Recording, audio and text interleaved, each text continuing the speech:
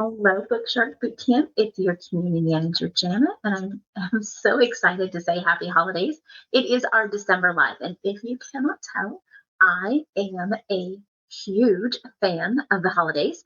I actually stole this Christmas tree from my daughter's room so I could bring it into our live.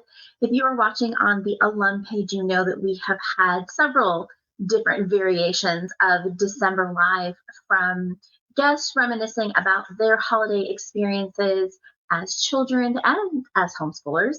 We have had parties where we had you guys come in and enter our studio via online remote and talk about different things and do scavenger hunts in your house. We've done a lot of different things, but we know that December is incredibly busy for you. Busy because regardless of how you choose to celebrate the holidays or which holidays you choose to celebrate, December can get kind of crazy. So I thought I would just take a minute, get a little crazy myself, but also give you guys some encouragement and some great ideas in how you can not just survive the holidays as you homeschool, especially those who are homeschooling for the first time this year or using BookShark for the first time, but also how you can thrive. There is so much to be excited about for the month of December. I will encourage you that if you did not print out a calendar in the very beginning of our boot camp, or you're new to boot camp and you didn't even know there was a calendar, there is a printable PDF that you can download and print. It is a great way for you to be able to schedule out your days. In the very beginning, I said make sure that you schedule realistic time off. For those of you who are thinking, well, we don't have time to take off, I implore you, make sure that you look at that calendar and you reevaluate. Maybe you need to extend a little bit more into the summer, or for those who have to return materials, who with charter schools, who just kind of on loan, I gave some great tips on how to extend your experience with BookShark beyond when you had to return your material, in case you needed to have a couple extra weeks into the summer to be able to finish your curriculum. Again, nobody says that you have to finish all of it. That is a personal choice. So I will get off my soapbox about that. But it is the holidays, and you are going to find that there are lots of fun and exciting things to do, from experiencing maybe like practice, or I totally went like when dress rehearsals for plays in your area. If your children themselves are in plays and musicals around the holidays, they're going to be doing musical performances. I know that you think that you'll be able to squeeze that in, but I'm telling you from experience, less stress is best over the holidays. So another thing I want you to remember and think about is, as you move into January and into February, we call those the winter doldrums. There are times when things get closed because of weather. Our school district actually closed down recently in our area, or had a delayed start because it was so cold. Now, we didn't get any snow. There was some snow up at my daughter's college and their campus got closed down. There's always going to be things in February, January, February, where you're going to just have an extra day. So think about 4 extra days in the month of January equals an entire week of BookShark. If that is how you have to plan it, then that is what I encourage you to do. Between all of the holiday shopping, present wrapping, get-togethers, fun holiday things to do, zoo lights, driving around and just looking at the decorations in your neighborhood, all of this takes time. And we only all have 24 hours in a day. So as you think about what your homeschool is going to look like into December, it's already December 10th. And just like every time I get on here, you guys, I know I tell you, like, can't believe it's this day. I can't believe it's this day. Part of it is just that I'm getting older, and so time, I feel like, is going so much faster. I don't want you to feel like you have to sacrifice this fun because you're homeschooling. That is why we homeschool, not just to have fun, but definitely to see opportunities outside of traditional learning as learning. We've talked about all year long so far, learning as an adventure. You want to be able to say yes to the fun things that you want to do. And you also want to be able to see that the fun things that you're doing is actually learning. It's an adventure in learning. You do not have to sacrifice. holiday joy in order to get your school done. So think about shortening your lessons. You can certainly pull things out and just kind of cross them off like we're not going to do this.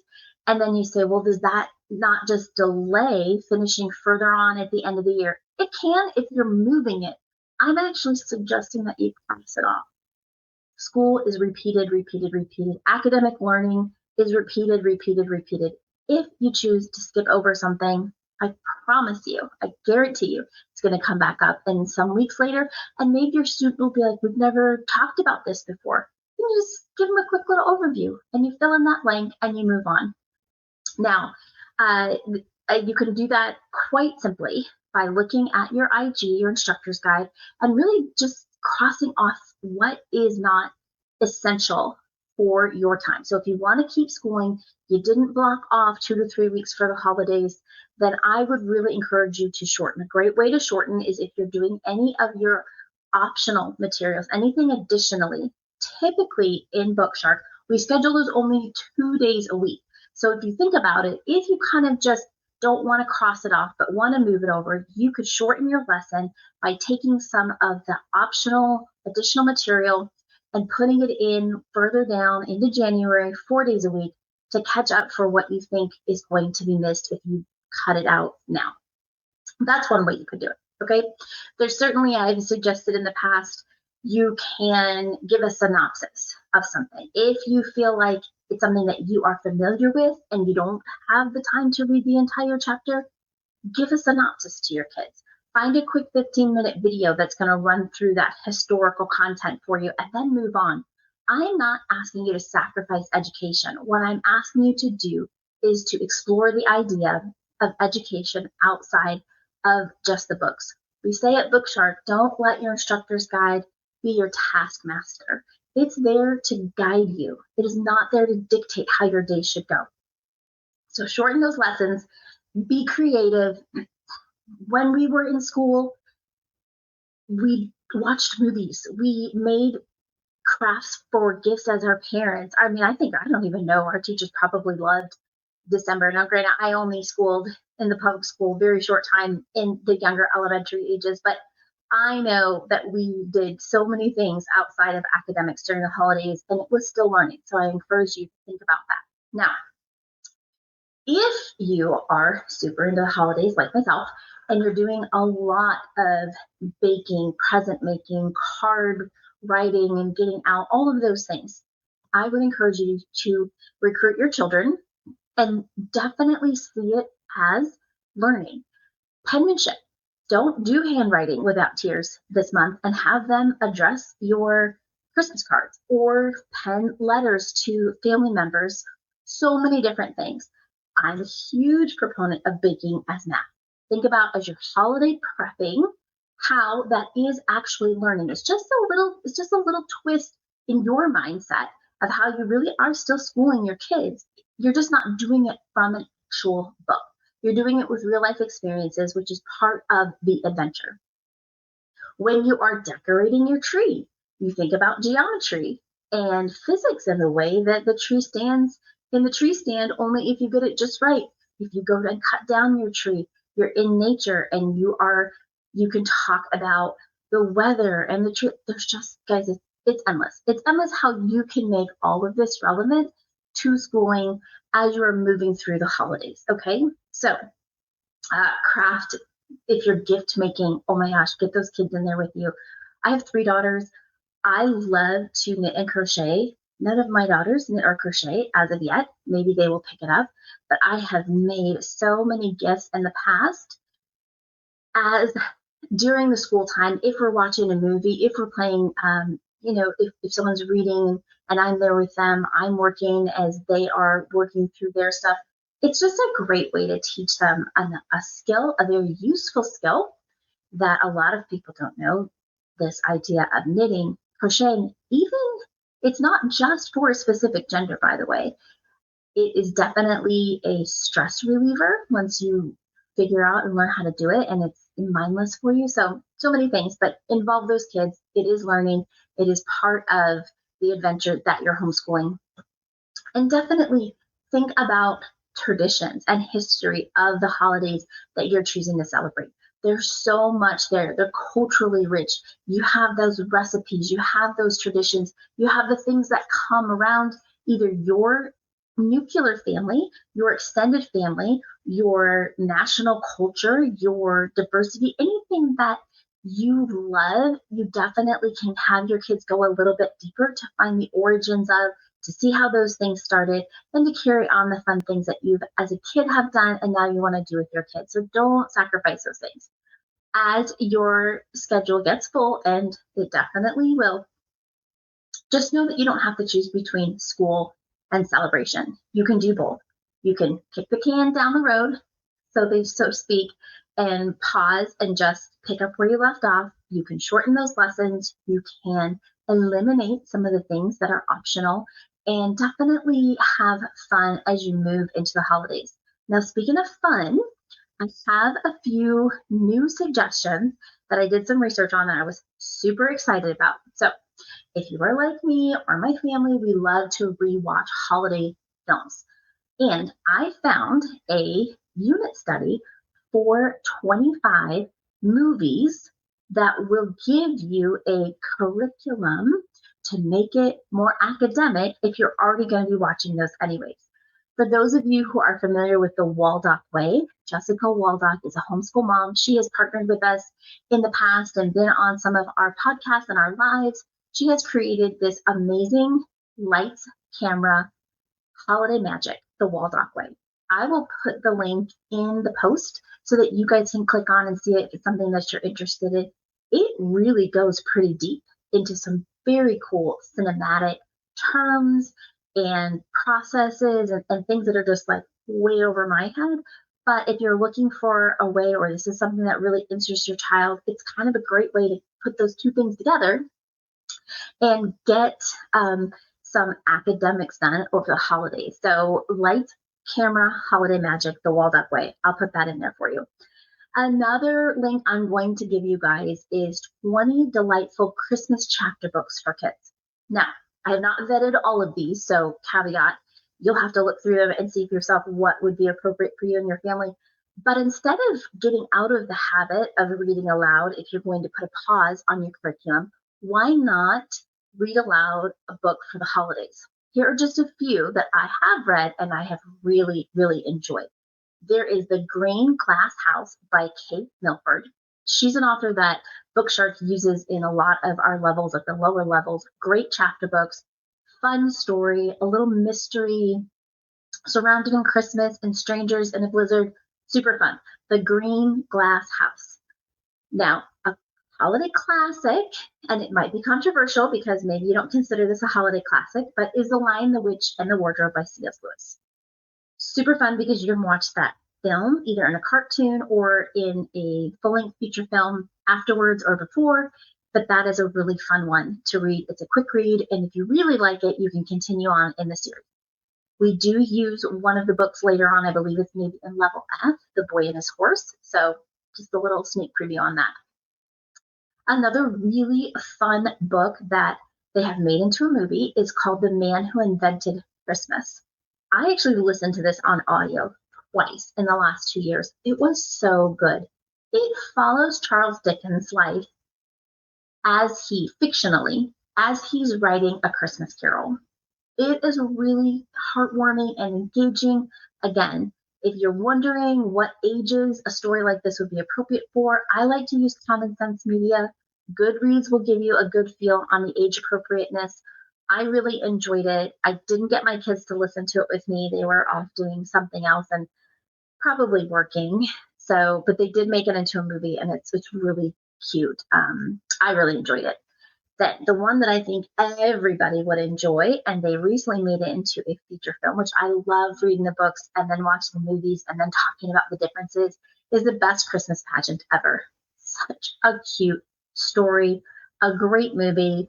It follows a family in a small town working on a Christmas pageant, and the mom gets thrown in the mix of it, and I feel like it's very relatable for a lot of people. So those are just a few that I have actually read and really enjoyed.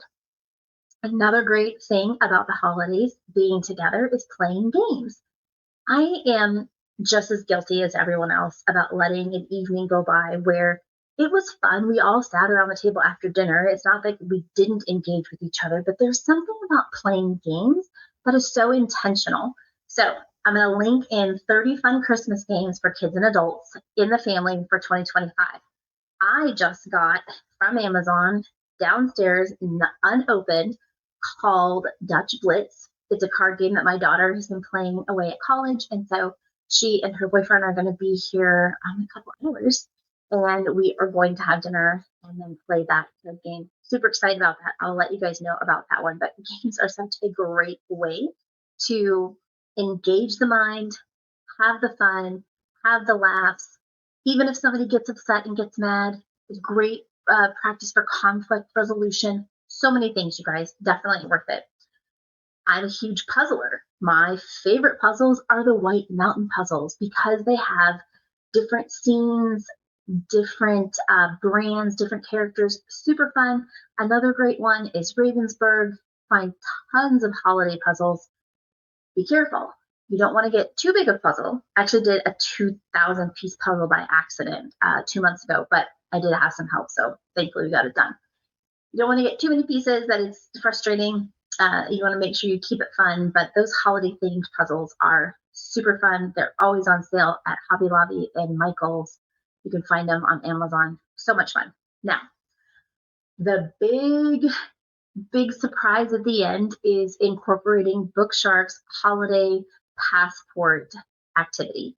We have created, going through several different continents, we've given in that download, we have given you guys the country, the tradition, the activity, the instructions, all the things. You'll have to obviously get the ingredients when you're baking the cookie or some of the crafts when you're putting it together, but all of the instructions, the video links are in there. It was such a fun thing to put together for you. So I really want to make sure that you guys utilize it. If you haven't seen it, I'm going to link it in. I'll put another post in our BootCamp so that you can see it, but it is BookShark's Holiday Passport. It's so much fun, super beautiful, lots of different ideas too. So it's not just baking or craft making. It's music, it's drums, it's lights, it's so many things. We try to really capture traditions from around the world for different holidays and incorporate the different styles of learning that you and your kids might have. So really it was fun to put together, and we hope that you can enjoy that. I guess that's it. I don't want to keep you because here I am telling you that time is precious and I'm on this live and taking up your time. I really hope that as you come into your winter break, whatever that looks like for you, that you come in with a feeling of accomplishment. Whether you are on week 16 or week 5, you are doing the hard work of homeschooling. And as you go into this season, remember why you're choosing to homeschool. Keep that in the forefront of your mind, especially as you start into the new year. Don't give in to those negative thoughts of failure. Failure is just the first attempt in learning. We model that for our kids in our everyday homeschool, then we are winning as we are on this journey together. That's all I have for you guys. I'm going to make sure I put those links in so that you can find them easily.